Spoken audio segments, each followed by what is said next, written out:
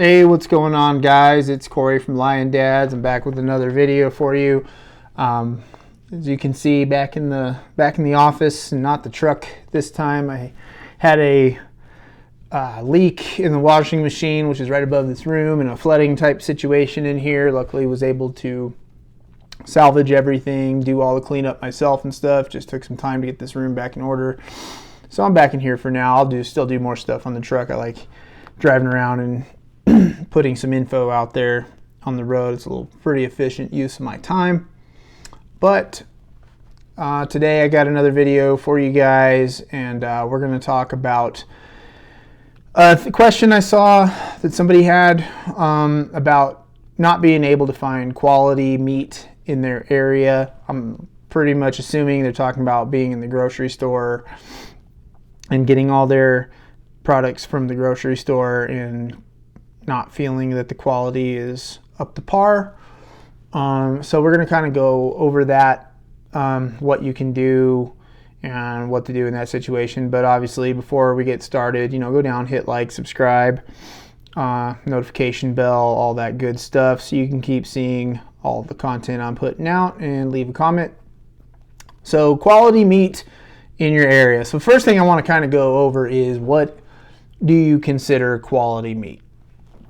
So when you get on the internet and you're starting a carnivore diet and you start researching, you're going to see a lot of people talk about the importance of like eating grass-fed beef, free-range chicken, all this kind of stuff. Make sure the eggs you're eating come from free-range chickens, blah, blah, blah, blah, blah, so on and so forth.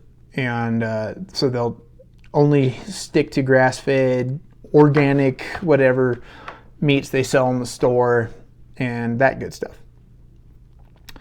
So my thoughts on this are, if you have that stuff available and you have the money, because they mark the prices up on all that stuff, ridiculous, crazy amounts of, and that's kind of what people want to, gravitate toward, because they hear that on the internet all the time from other carnivore type influencers or, personalities in the space. And if that's what you want to do and that's what your options are, that's great. Spend the money on it, go out, eat it, fantastic. It's good for you, of course. Do that and take that approach. That's great if it works for you, but for a lot of people, that's not an option. They don't have that stuff in their store. They don't have access to that kind of food, those type of products, that kind of quality of meat and carnivore items. So they're kind of, okay, now all I have is the regular feedlot beef and, the pig and all that stuff. And my thought on that is, well, are you going to allow that to dissuade you from starting a carnivore diet? You know what I mean? Ugh, I can't get grass-fed, finished beef and free-range chicken. I might as well just keep eating a standard American diet with, processed crap and garbage and full of sugar and corn syrups and, preservatives and all this kind of junk.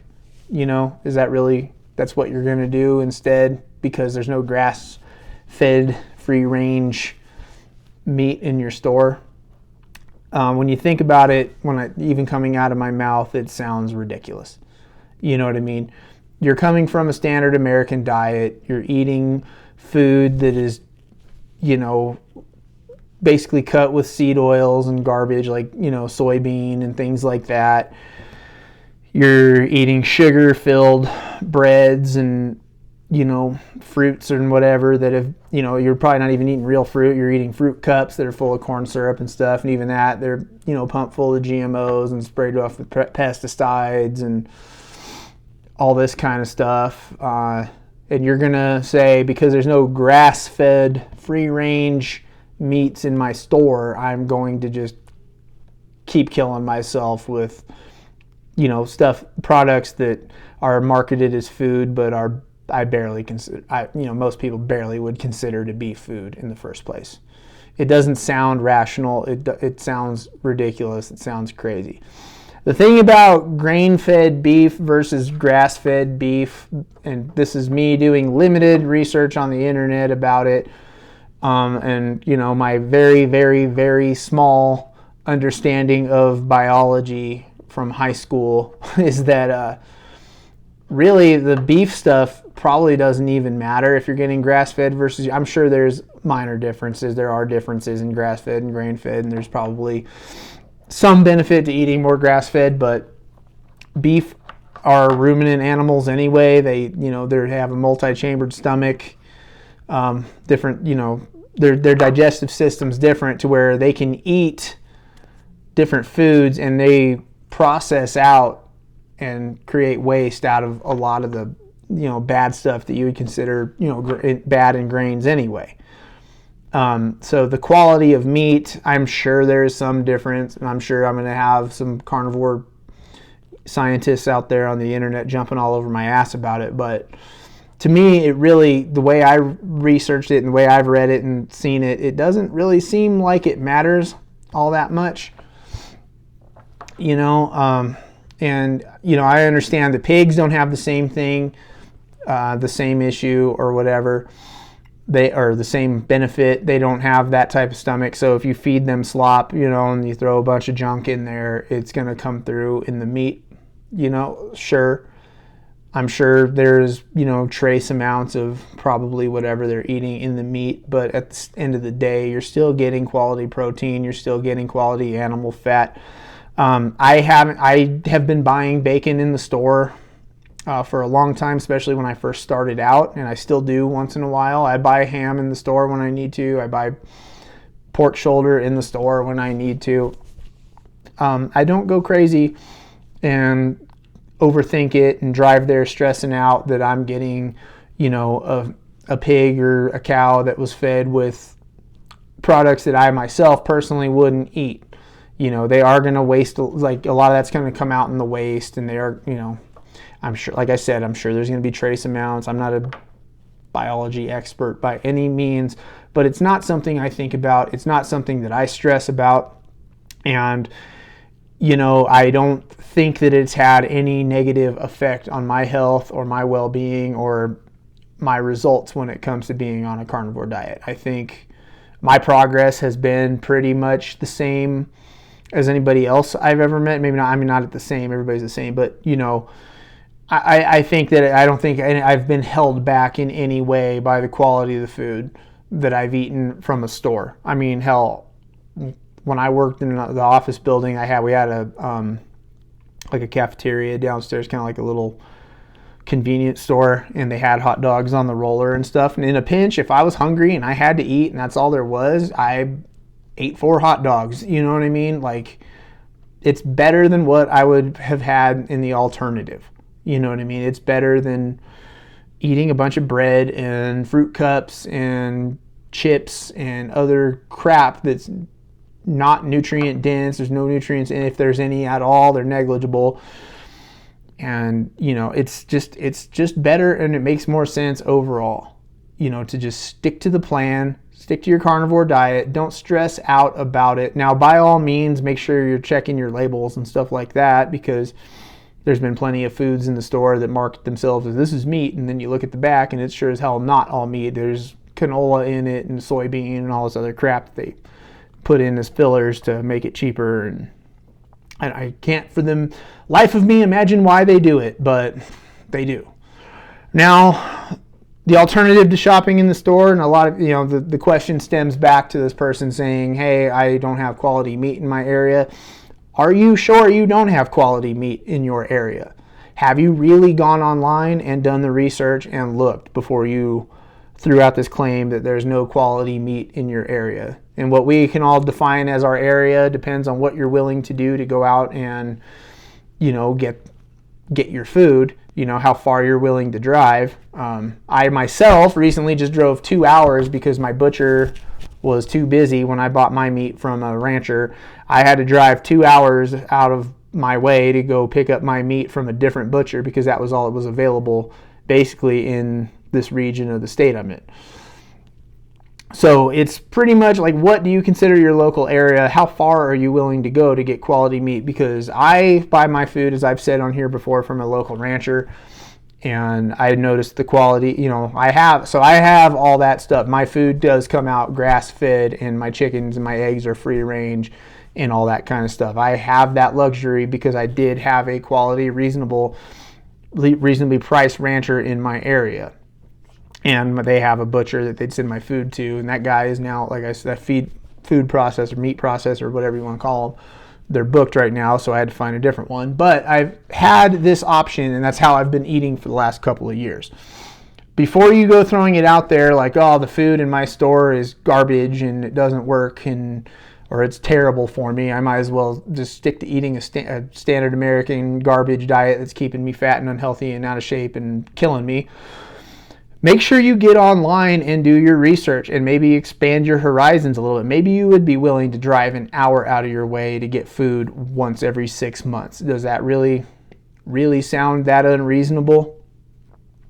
You know what I mean? Like, you got to kind of think about it in a different way. And I know people in New York City, the biggest, metropolitan area in the United States, and one of the probably top 3 to 5 in the whole world, are able to drive an hour outside their city to a little farm upstate and get meat. You know what I mean? It's doable. There are probably people in Chicago and Miami and Houston and even LA that can drive just an hour out of the way and pick up meat from a rancher.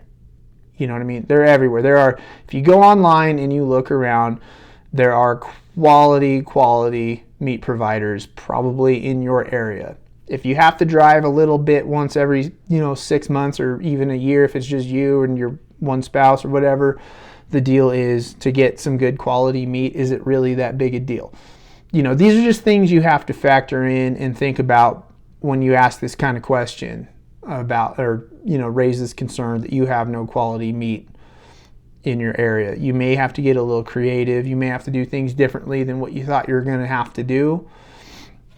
But at the end of the day, I think, to me at least, when I made the decision to start this diet and then start getting my meat in bulk from a rancher, buying one whole cow at a time or one whole pig at a time, it's worth my health.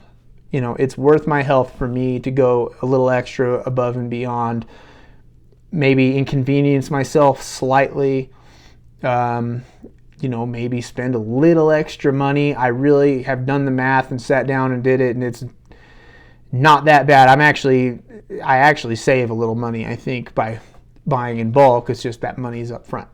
You know what I mean? So these are just things you have to think about and factor in before you start going out and putting it out there that there's no good meat in my supermarket and it sucks and I might as well just stay on my garbage diet. And it's a lot of it, I think, is excuses. I'm not trying to be harsh on anybody if you're the person that asked that question or whatever, but quit making excuses and just go out and get started. There's a Ken Berry video out there where he talks about, if you're broke and you can't afford it, you can eat hot dogs, Vienna sausages, and anchovies and potted meat if you have to, just to get going, just to get started. It's not unreasonable. Is it optimal? No. Is that the best way to do it? Absolutely the hell not. But it's a good way to get going and start cutting some of the foods that are killing you out of your life. You know what I mean? Just stop pounding sugar down your throat and soybean oils and canola oils or whatever else trash they're cutting your food with. There's a billion ways to get started on this diet. You just got to get out there and find what the most reasonable and efficient way of doing it for you is, and then just get going. So that's pretty much it. Didn't mean to rant on you guys, but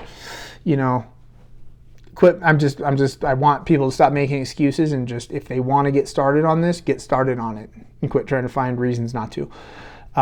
That's all I've got though. New stuff. So if you guys want a free PDF on getting started, ditching your dad bod on the carnivore diet. It's on my website. Go to lion-dads.com, link down in the description for that. Go online, get that free PDF, and get started, basically. And that's it. I will talk to you guys later.